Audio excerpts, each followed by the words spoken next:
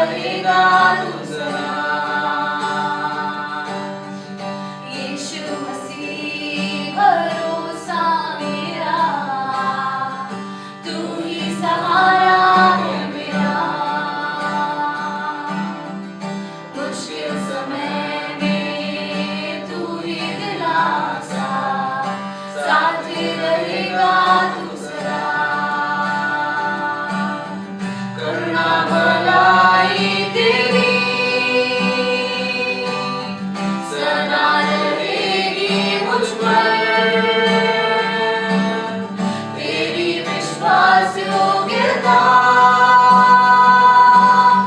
देखूंगा मैं उम्र भर। मैं हाथ उठाकर गाऊंगा, यीशु तेरा नाम रहे ऊंचा। मैं हाथ उठाकर गाऊंगा, यीशु तेरा नाम रहे ऊंचा।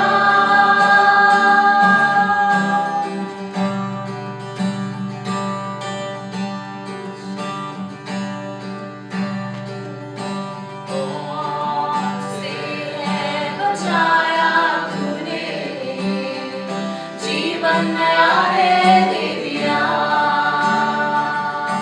नाम लेकर पुकारा मुझे, महिमा से मुझको भर दिया। मौत से है बचाया तूने, जीवन नया है दे दिया। नाम लेकर पुकारा मुझे, महिमा से मुझको भर दिया। करुणा भलाई तेरी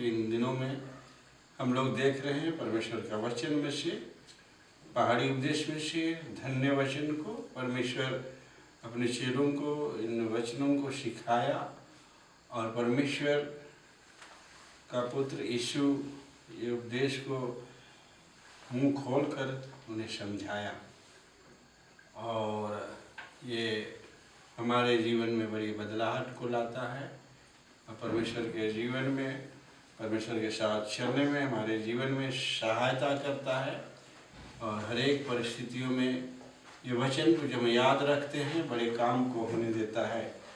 आज हम लोग धन्य वचन में से देखेंगे मत्ती 5 अध्याय उसका 7 पद को हम लोग पढ़ते हैं इस समय।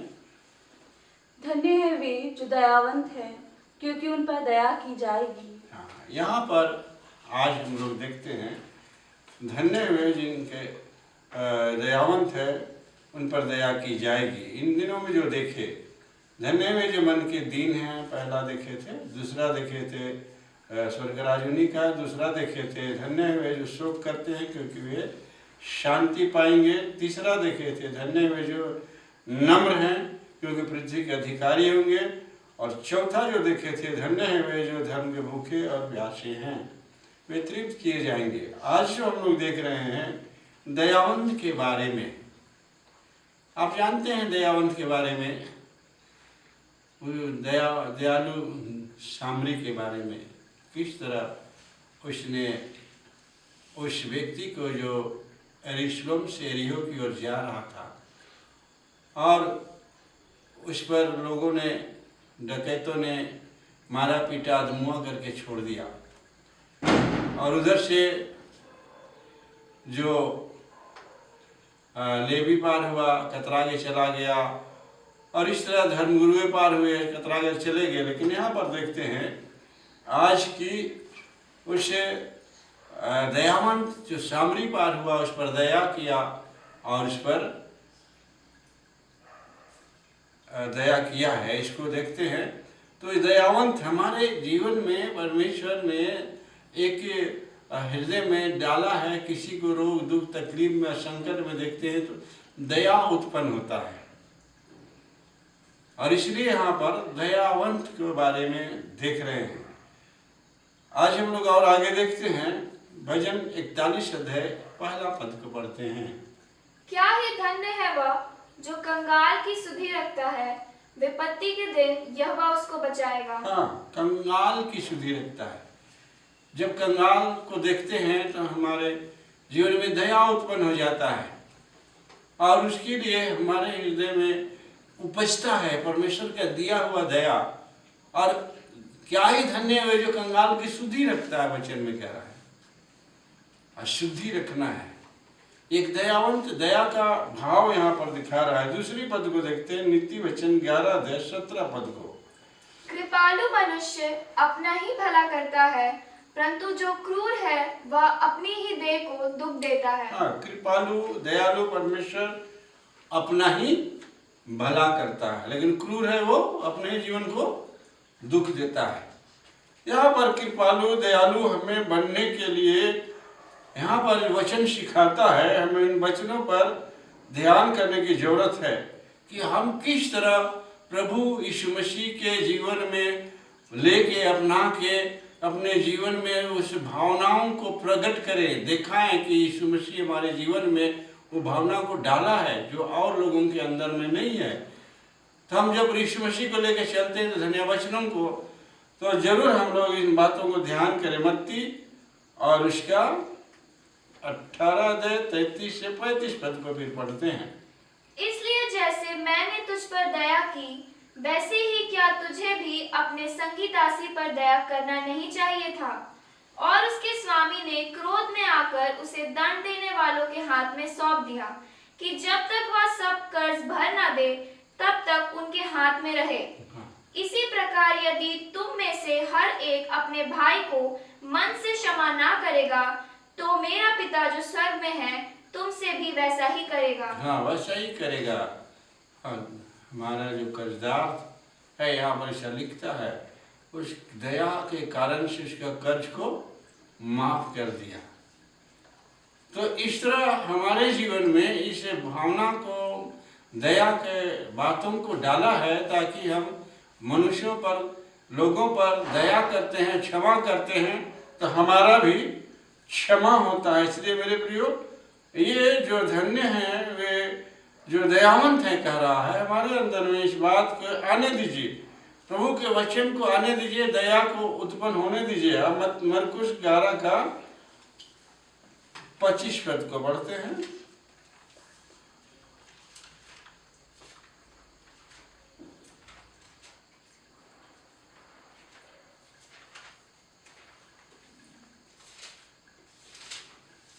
जल्दी पढ़ें, 11 का 25। और जब कभी तुम खड़े हुए प्रार्थना करते हो, तो यदि तुम्हारे मन में किसी के प्रति कुछ विरोध हो, तो क्षमा करो, इसलिए कि तुम्हारे स्वर्गीय पिता भी तुम्हारे अपराध क्षमा करे। तो यहाँ पर भी देखते हैं कि जो हमारे अंदर में परमेश्वर ने जो व्यवहार को डाला है, व्यक्तिगत जीवन में भी व्यवहार को आने की जरूरत है। याकूब 2 का 13 पढ़ते हैं। क्योंकि जिसने दया नहीं की, उसका न्याय बिना दया के होगा। हाँ। दया न्याय पर जयवंत होती है। हाँ, जिसने दया नहीं किया उस पर क्या, एक बार फिर पढ़े उसको। क्योंकि जिसने दया नहीं की, जिसने दया नहीं की, उसका न्याय बिना दया के होगा। उसका न्याय भी बिना दया के होगा। और दया न्याय पर जयवंत होती है। दया न्याय पर जयवंत होती है ना। इसको ध्यान करें, हमारे अंदर में परमेश्वर जिस चीज को उपजाया है, अगर हम मसीह हैं, मसीह जीवन में जीते हैं, चलते हैं, तो जो भावनाओं को प्रभु यीशु मसीह अपनी भावनाओं को, जो उसके अंदर में जो गुण है उसको हमारे जीवन में डाला है, अगर उस गुण को मनुष्यों को नहीं दिखा पाते हैं तो हमारा मसीह जीवन व्यर्थ है ना। जैसे आत्मा का फल प्रेम, आनंद, मेल, धीरज, कृपा, भलाई, विश्वास, नम्रता और संयम है। अगर ये 9 फल हमारे अंदर नहीं दिखाई दे रहा है, क्रूर हो रहे हैं, क्रोध हो रहे हैं, बहुत सी चीजें हमारे जीवन में, तो नहीं, परमेश्वर का गुण हमारे अंदर नहीं। परमेश्वर का गुण आने के लिए यीशु मसीह का जो गुण यहाँ पर दिखाया गया है वो होना है, दयावंत बनना है। धन्य है जो दयावंत हैं, उन पर दया की जाएगी। अगर हम दयावंत हैं तो हम पर भी दया होगा। अगर हम क्रूर हैं तो परमेश्वर क्रूरता से न्याय करेगा। और हमने किसी की क्षमा किया, दया के द्वारा ही क्षमा करते हैं, दया करके क्षमा कर देते हैं, तो वो चीज हमारे अंदर के प्रभु यीशु मसीह के गुण को हम पाते हैं। अर्थात परमेश्वर उन गुणों के द्वारा इन बातों को प्रकट करता है कि परमेश्वर हमारे संग में है। हालेलुया। इसलिए यहाँ पर जो हम लोग देख रहे हैं इन दिनों में इन वचनों को, तो धन्य है वे जो दयावंत है। धन्य वचन को देख रहे हैं, हमारे अंदर में वो धन्य वचन का गुण आने की जरूरत है। और जब तक ये धन्य गुण नहीं आएगा, दयावंत का गुण नहीं आएगा, हम मसीह जीवन रह के भी, मसीह कहला के भी व्यर्थ जीवन व्यतीत करते हैं। मेरे प्रियो, यीशु मसीह जो सिखाया अपने चेलों को, चेलों ने उसे ग्रहण किया। अगर आज हम यीशु मसीह के चेले हैं तो इन चीजों को अपने जीवन में ग्रहण करना चाहिए, ग्रहण करके लेना चाहिए और तब गुण को प्रकट करना चाहिए, यीशु मसीह के गुण को प्रकट करना चाहिए। एक पद को और पढ़े अंत में, और वो है पहला पत्रस 2 का 9 पद को पढ़ देते हैं। पहला पत्रस 2 अध्याय का 9 पद में जो कह रहा है, पर तुम एक चुना हुआ वंश, हाँ, एक चुना हुआ वंश और राजपदधारी, याजकों का समाज, याजकों का समाज, और पवित्र लोग, अपवित्र लोग, और परमेश्वर की निज प्रजा हो। और परमेश्वर की निज प्रजा हो। इसलिए आगे क्या कह रहा है, इसलिए कि जिसने तुम्हें अंधकार में से अपनी अद्भुत ज्योति में बुलाया है, उसके गुण प्रकट हों। अंधकार में से अद्भुत ज्योति में बुलाया, उसके गुण को प्रकट। एक दयावंत का गुण है हमारे अंदर में, यीशु का गुण है दया करने का। इसलिए सामरी व्यक्ति उस व्यक्ति पर दया किया, और वो सामरी कोई नहीं, यीशु मसीह थे। यीशु मसीह सामरी थे। आज हम भी उस गुण को लेकर आगे बढ़ें इस जगत में, तब निश्चय परमेश्वर के गुण को प्रकट करने वाले होंगे। नहीं तो हमारा जीवन, मसीह जीवन व्यर्थ है। मसीह जीवन में आगे बढ़ने के लिए हमें उन यीशु के गुणों को लेके आगे बढ़ना है, जैसे हम लोग धन्य वचन में देख रहे हैं मेरे प्रियो। अगले श्रृंखला में और आगे हम लोग बढ़ेंगे। आज परमेश्वर इस वचनों के द्वारा बहुतायत का आशीष दे। प्रभु आपके जीवन में अपने गुणों को डाले और डाला है उस गुणों को आप प्रकट करें। जिनके अंदर में गुण को डाला है उस गुण को प्रकट करिए, और अगर नहीं गुण डाला है तो गुण लीजिए यीशु से और गुण को प्रकट कीजिए। धन्य है वह दयावंत, इन पर दया की जाएगी। आइए प्रार्थना करें। प्रभु महान परमेश्वर, धन्यवाद करते हैं इस वचन के द्वारा सुनने वालों को बहुतायत का आशीष दे और तेरे इस अद्भुत गुण को उनके जीवन में डाल दे। हम मसीह दयावंत बन जाएं, तरस खाने वाले बन जाएं। आप प्रभु जी हर एक के जीवन में बड़ी आशीष उंडेला जाए। यीशु तेरे गुणों को भरपूरी से डाल दे, भरपूरी से डाल दे, बहुतायत से डाल दे हमारे जीवन में, ताकि तेरे गुण को हम प्रकट करने पाए। प्रभु मंडली के लोगों के संग हो, जो रोगी हैं, दुखी हैं, बीमार में हैं, संकट में हैं, ऋण में हैं, सब पर तू दया कर और हमारे अंदर भी इस बातों को डाल कि हम भी इस गुण को लेकर लोगों तक पहुंचा पाए। प्रार्थना यीशु के नाम में शुद्ध दया से ग्रहण कर, आमीन। आप प्रभु यीशु मसीह का अनुग्रह, ईश्वर पिता का प्रेम और पवित्र आत्मा की सहभागिता हम सबों के संग सर्वदा होती रहे, आमीन। सबको जय मसीह। आशा करते हैं कि आप लोग अच्छे से होंगे और हमारे कॉन्टेक्ट नंबर दिया गया है, आप संपर्क करें, आशीष पाएं यीशु के नाम में। धन्यवाद।